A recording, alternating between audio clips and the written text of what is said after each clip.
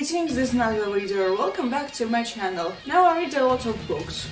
I read them, I write them, I make videos about them, and I love them in general. But books aren't my only passion. I also love music. In the past, when I discovered a new band, I'd go through their entire discography, and unfortunately I had a limited space on my very old iPod Shuffle, so I could download only separate songs. But in 2020 things changed. I got a new phone and I began listening to different albums. I revisited all the albums and discovered new ones. I also have a Spotify premium account and I have all my favorite albums when I need them. In this video I go through my all-time favorite albums. Some of them I heard years ago, some of them I heard recently, but I can say that I go back to these albums more often. These are just very good albums. So let's get started. First album I want to name is Colors in the Dark by Tarria. I think that's how you pronounce her name. I'm not a huge Tarria fan as a solo artist. I have listened to her previous albums that came before Colors in the Dark and I wasn't a huge fan, and I also listened to her later albums. But I'm still not a huge fan. At the time when Colors in the Dark came out, I did catch up with her career and I was interested in listening to her new album. I really like the first single, Victim of a Ritual. That one has a solid drum intro. Then I also love the 500 Letters, Never Light and Darkness, and Never Enough too. Darkness is a cover of a Peter Gabriel song, which is the scariest song that I have ever heard. I will talk about Peter Gabriel a little later. Then I moved on to other artists and bands and I didn't think of Colors in the Dark that much. Last year I revisited this album and it sounded so fresh to me. I can say that I discovered this album anew. I prefer her metal side. All the songs that I have mentioned have a heavy sound, and the rest of the songs on the album they lean more classical, I'd say. Well, given her biography, it is so. She likes to combine her classical side and her metal side. And the album artwork is very good. Oh, speaking of Tarria, there's one incredible thing that happened to me a few weeks ago. I was reading a book and I got a notification that she was holding an Instagram chat.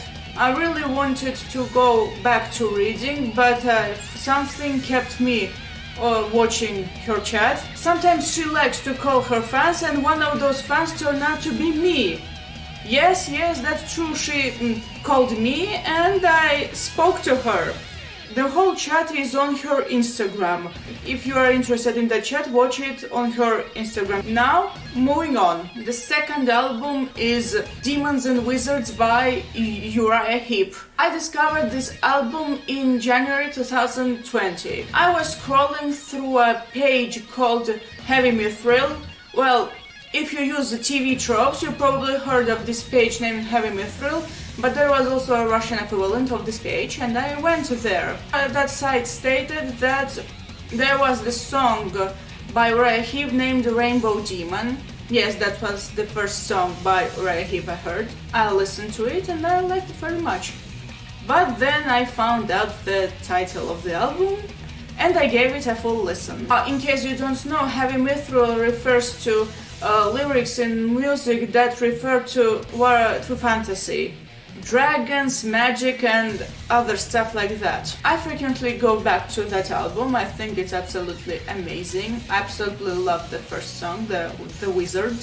Well, it's such a pity that I didn't get to buy this album when I literally held it in my hands.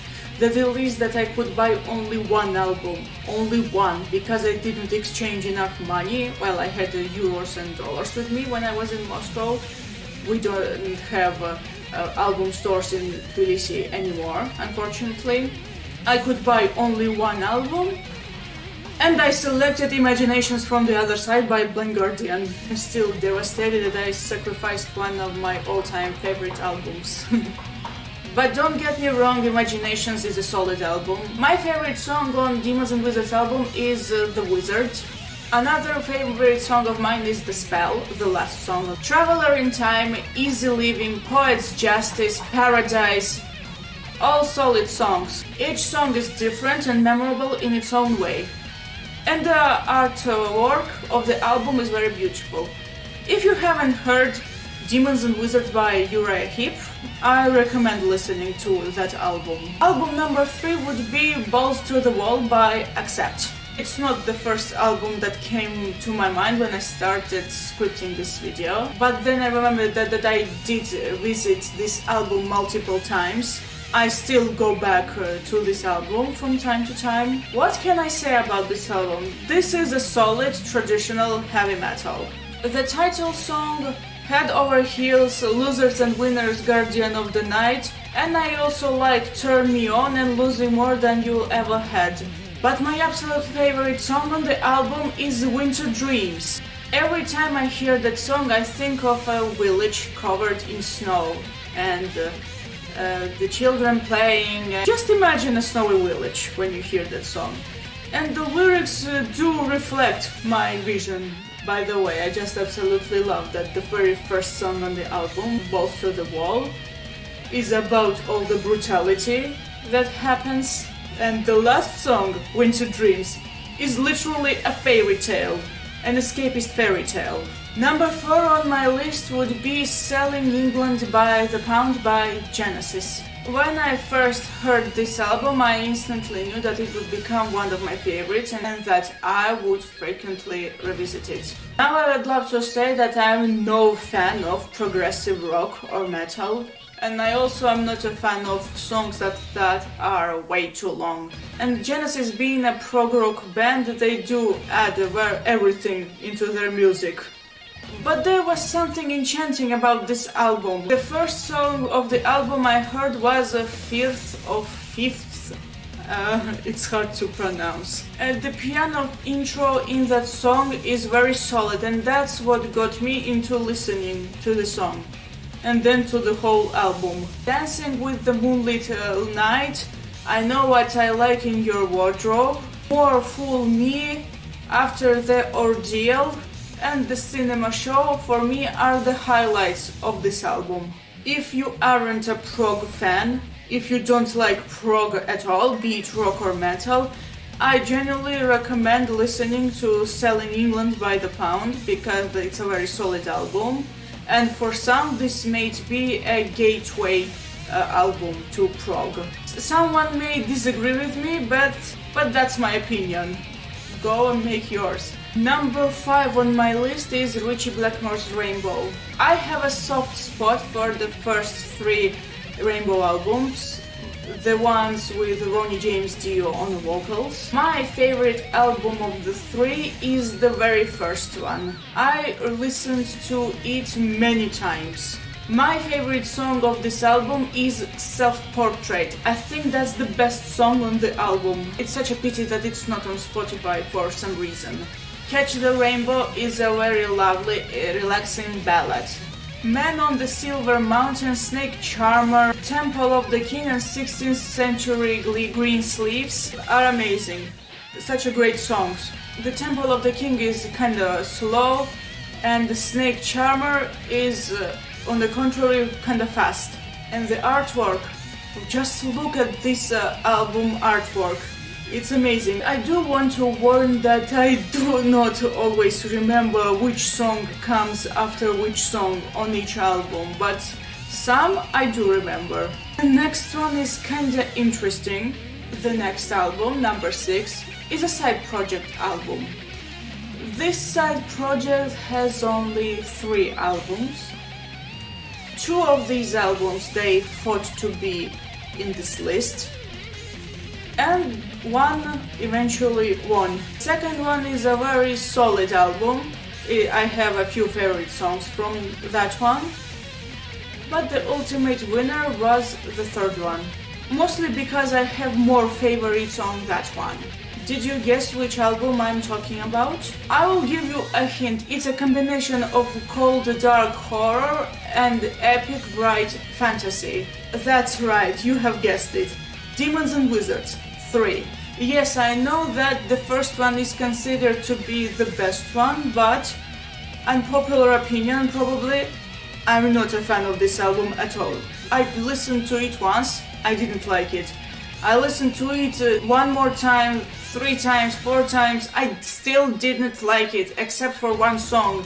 This one came in February 2020, and I listened to this album on the day it came out. Back then, this album impressed me. The very first song of the album, Diabolic, came out as a single in December 2019, and I had that song on repeat. The opening intro for that song is the very first thing I learned to play on guitar. In my opinion, the highlights of this album are Invincible, Wolves in Winter, Dark Side of Her Majesty, Midas Disease, and Universal Truth. And I like Timeless Spirit. The guitar tone is very relaxing. And also there's this song, Final Warning, the Stormlight Archive song. That's how I found out about this series. Also, fun fact, I was reading Goethe's Faust when this album came out. The album fit the atmosphere of the book for me. Yes, Demons and Wizards are good to listen to. You read some dark and mystical books like Faust and The Gunslinger by Stephen King. But the music itself on the album isn't the only reason I love it so much. Well, it has a lot to do with some memories I've made with the album and some interesting discoveries. I will talk about that in my future videos. Well, that's a solid album and I think it's very underrated. I recommend checking that out. The only thing about this album that I really don't like is its title. This made me think that they ran out of ideas.